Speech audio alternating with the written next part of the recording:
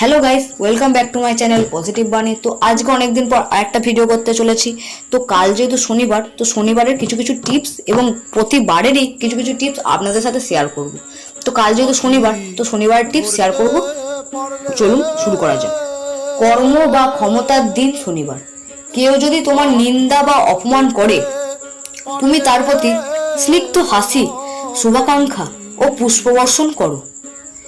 2 নম্বর tips, কেউ যদি তোমার প্রতি বিরক্ত হেতু কটু কথা বলে এবং তুমি তাকে এমন ভাবে প্রশ্ন করবে না যে তুমি কেন আমাকে এই কথা বললে, তাতে অগ্নিতে ঘৃতাস্থিতর মতোই হবে। 3 নম্বর টিপস, অন্যের দুর্বলতা যদি মনের ভিতর রাখি তবে শীঘ্রই তা আমার স্বভাবের অঙ্গ হয়ে যাবে। 4 নম্বর টিপস, মন যখন ভারাক্রান্ত থাকে তখন যে কোনো কাজ করতে বোঝা স্বরূপ মনে হয়। 5 নম্বর টিপস, তোমার চেহারা যদি গভীর চিন্তাগ্রস্ত দেখায় তবে অন্যকেও চিন্তা করে তুলবে। ইহা কি ভালো?